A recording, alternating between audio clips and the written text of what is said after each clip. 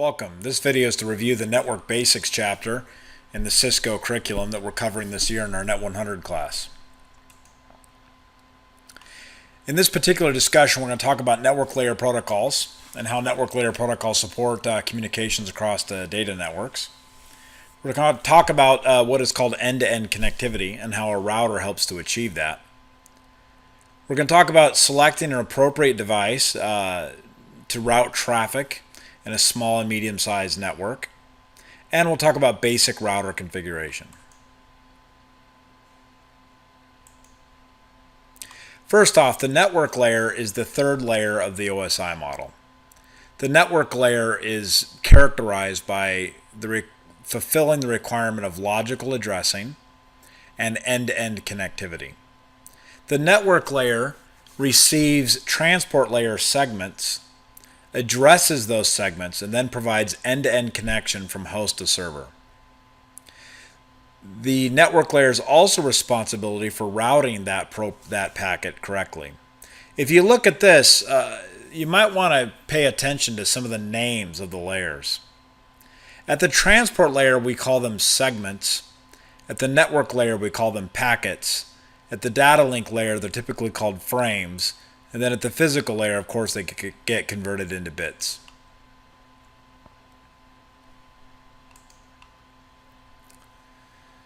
Network layer protocols forward encapsulated transport layer segments between hosts.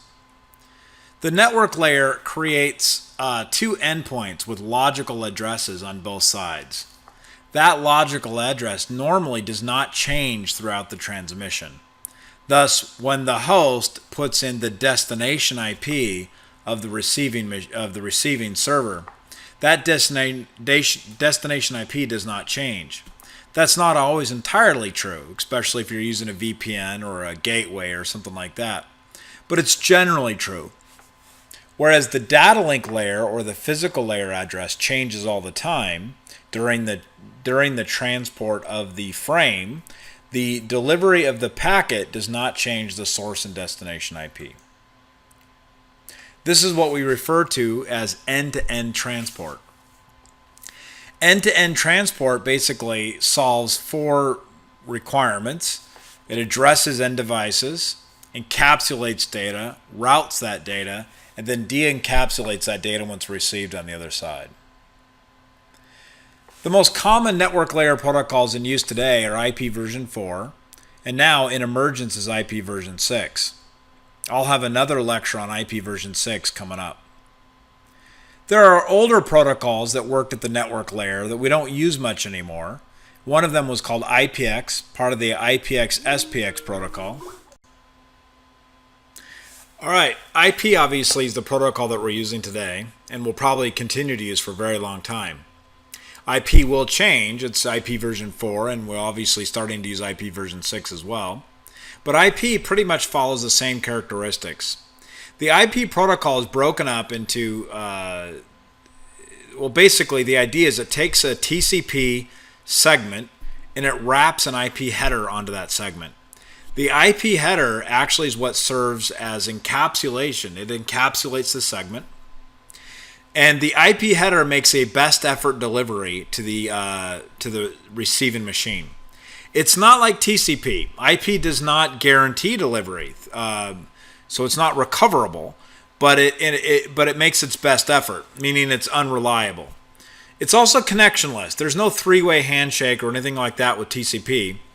But the beauty of IP is that it's media independent. IP can be sent over a variety of medias. It can be sent over an ATM network, a fiber network. It could be sent over wireless. It could be sent over an Ethernet cable. And because of its media independence and because of its ease of use, IP has become a very popular protocol. IP is connectionless, meaning the sender doesn't know if the receiver is alive, if the machine on the other end is up and running. It doesn't know if the IP packet actually gets there. And it doesn't know if the person on the other end can actually read it when they do get it. And the receiver doesn't know when the IP packet is coming. That's what we mean by connectionless.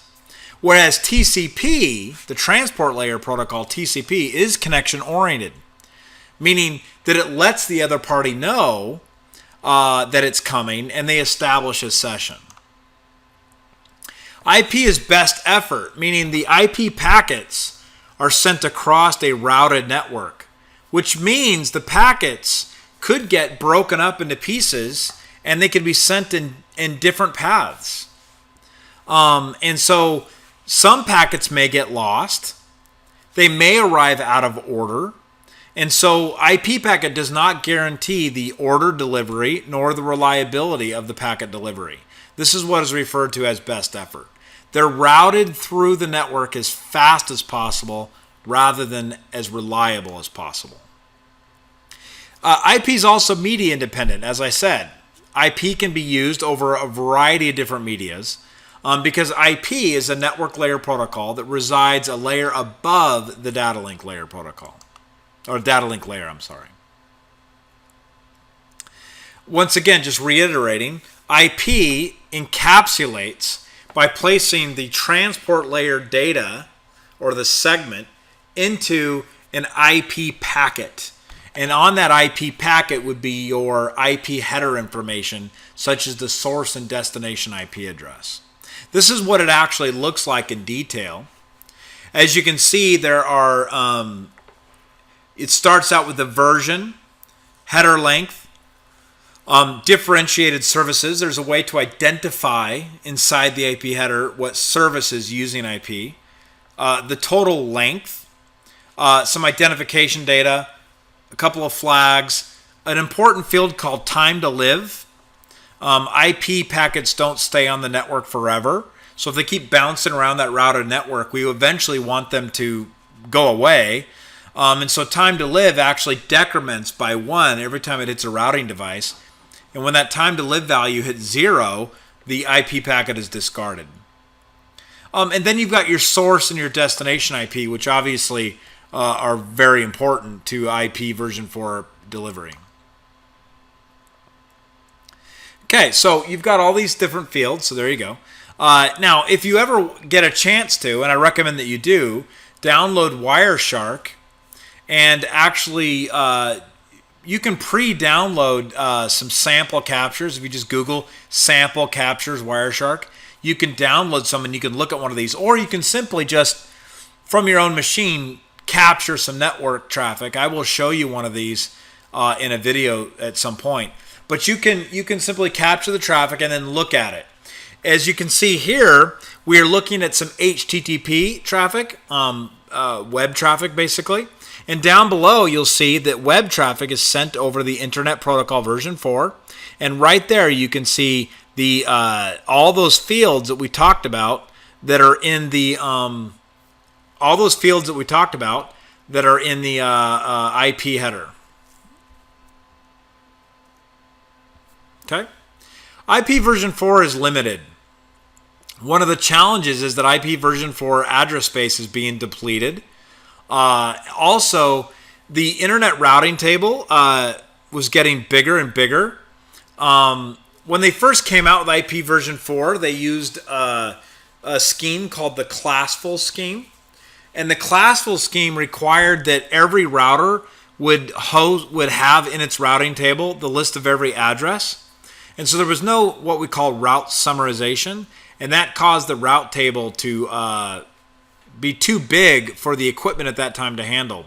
And also IP version 4 doesn't have end-to-end connectivity, as we discussed.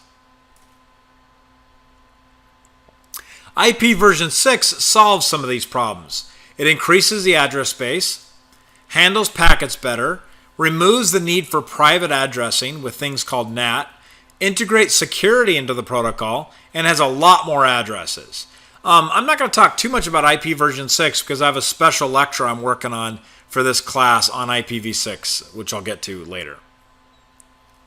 IPv6, this is the header. Notice the header is much more simple, a lot less stuff in it, but the source and destination addresses are a lot bigger simply because the address is much bigger. So here's a close-up look. New added to the IP version 6 header is the flow label, which gets into some of what IPv6 can do, and we'll talk more about that at a future discussion. This is what a sample packet tracer would look like with IPv6. Now, every computer, in fact, you can do this. You can go to your command prompt and type route print or netstat-r, and you can see your current routing table.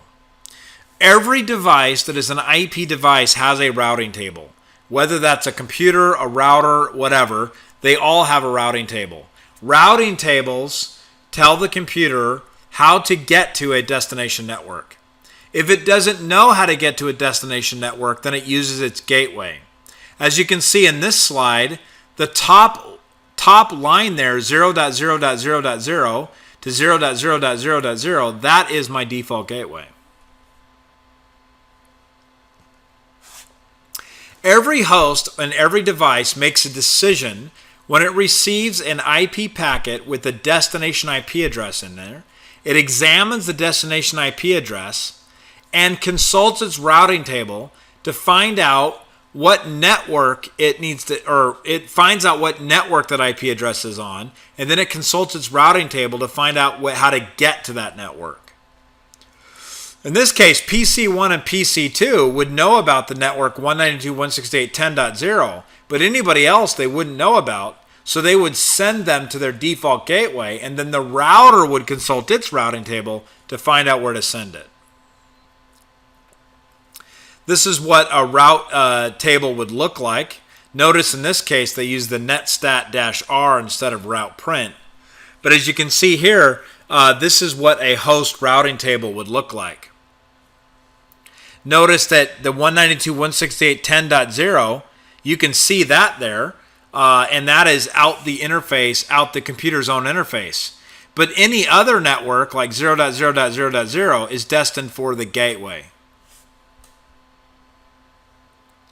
Okay, so there you go. That is what the default gateway looks like. IP version 6 is much different. Well, not a lot different, but a little bit different. In IP version 6, you have several different types of addresses. In fact, a host computer can have multiple address types or scopes. And so you'll have a different address or different gateways depending on the scope of your address. Every device that has a routing table makes a decision as to where to send it. So in this case, if the destination network was the 10.1.1.0 network, router 1 would receive that traffic intended for that network and say, who do I send to? In this case, it would send to router 2 in order to get to that remote network. So the router has to have a table in which it knows how to get to destination networks. On a router, this is what the IP version 4 routing table would look like. By the way, the command that you would type is show IP route, and you would type this in user privilege mode or privilege exec mode. And so you can see here are some networks. The letter off to the left where it says DCL designates how the route was determined. In this case, the ones with a D were determined by the EIGRP protocol. The ones with the L were local addresses, meaning it already knew about those. So as you can see here, this is an up-close look at it. The first type of entry are the locally connected entries. So notice some of these are locally connected, meaning they're addresses that this router knows about because it has an interface on that network. Okay. This next one is a D, meaning that it was identified it was remotely identified as the EIGRP protocol. And in this case, if you just look through this, it'll tell you, how they identify. This is confusing because the teal color at the top represents that, but there's a letter D there. The letter D represents EIGRP protocol. This was a very poorly done slide. But you'll notice it says the first field identifies how the network was learned by the router. The next field was the destination network. The one in pink there is the administrative distance for that route source. Basically, how much should this be trusted? And then there's a metric. The metric is used to calculate which route path it should choose. If it ever has multiple routing paths, which one would be the best to choose? The lowest metric usually wins. And then the next hop address would be the address of the next router to send to.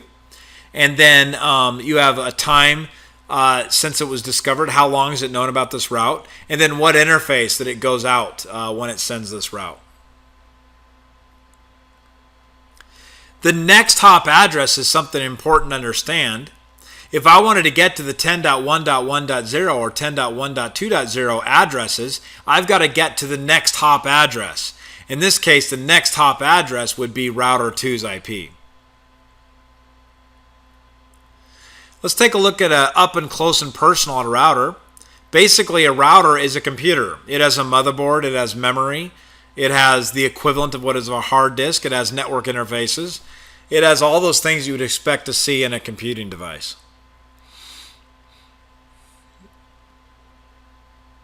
So it has a CPU. It also has an operating system that runs on the CPU. It actually has two. The router has a small iOS that boots up when it first boots. And then after the first iOS boots, it then can load the larger one or the more newer one and load that into memory and start functioning. But a computer works basically the same way. When your computer boots up, it boots into a basic BIOS, and then after the BIOS is done, it finds and loads the operating system. So it's basically the same concept. A router has different types of memory. It has RAM, which is volatile, meaning if you power it off, it won't be there anymore. This is where it puts the running iOS, running configuration files, IP route tables, ARP tables, and any packet buffers it receives off the network cards. ROM is non-volatile. All the boot up instructions, a very limited, smaller version of the iOS that it uses to boot with is there, and basic diagnostics. NVRAM is non-volatile. That is where the startup configuration. On your router, when you type copy run start, you're basically copying from the RAM to the NVRAM, or running config to startup config.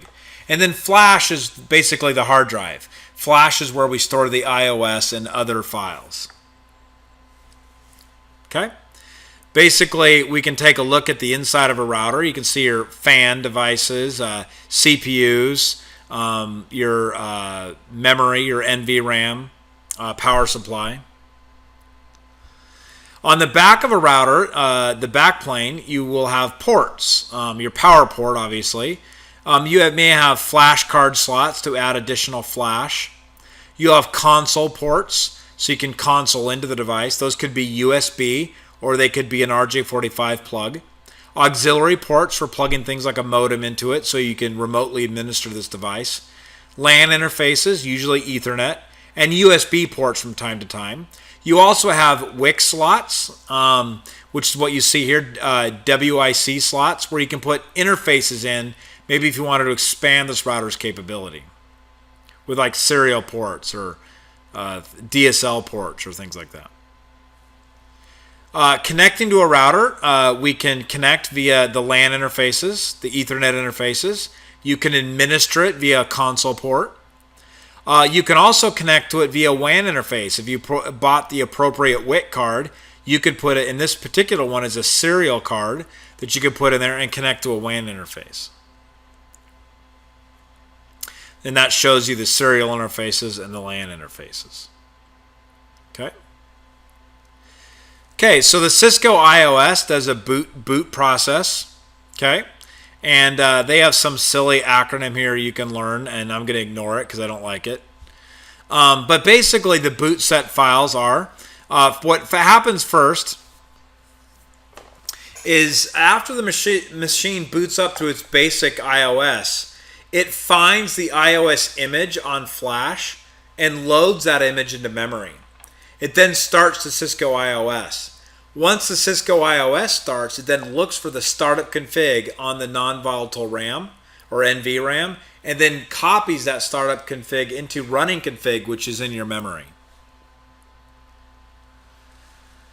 This is basically the boot process. First is post. The ROM does a post process. It loads the bootstrap from ROM.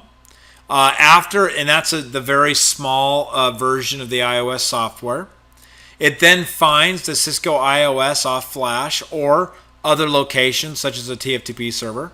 Once it has the iOS software, it loads it into memory. It then grabs the startup config off of NVRAM or other places. And then if it cannot find the startup config, by the way, it'll then boot up into setup mode if it cannot find the startup config. When you boot up a router, you can see this is what the output looks like. As you can see here, you can see the version of the Cisco iOS software. Oh, by the way, I'm sorry. This was after it's booted up and somebody ran the show version command. When you get into Packet Tracer, you should load up a router and try it. Run the show version command, and you can see the version of the software. Notice the iOS version. Notice what bootstrap version it's using. Notice the image file name.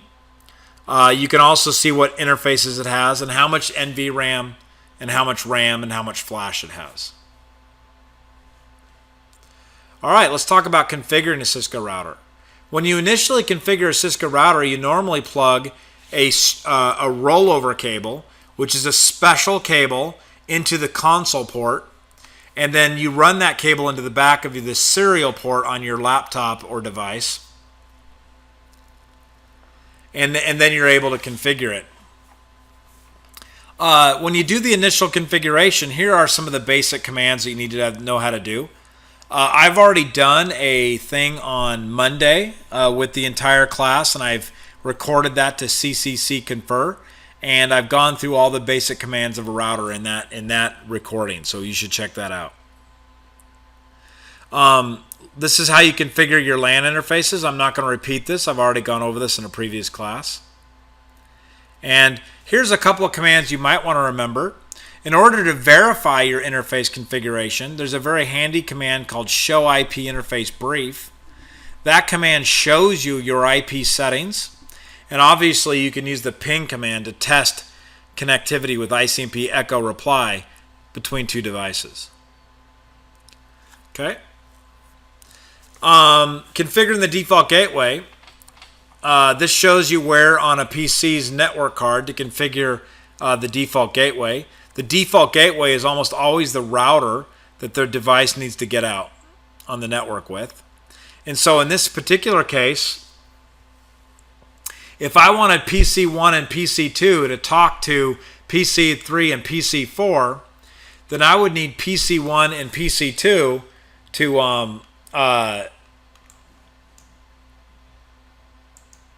actually use their default gateway to send that traffic. Without a default gateway, PC1 and PC2 can only talk to each other.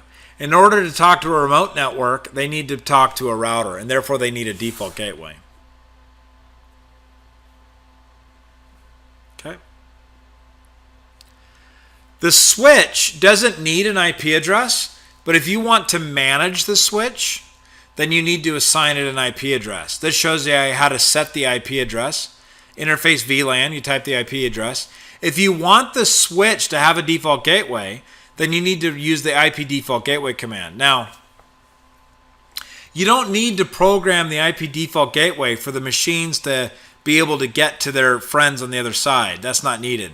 But if you wanted to manage that switch remotely, then you would need that switch to have a default gateway. So, we've looked at the network layer and how the IP protocol as a layer 3 protocol provides end-to-end delivery for services. We've also talked about routing. We've talked about encapsulation, de-encapsulation. We talked about IP version 4 and the fact that it's going to be replaced by IP version 6 at some point. We've also talked about the network layers responsible for routing. We talked about how hosts have their own routing table. We talked about default gateways and how to program those. And we talked about the router's routing table and how important that is. Hopefully you keep that in mind. And that's it. Thank you very much, and I will see you next time.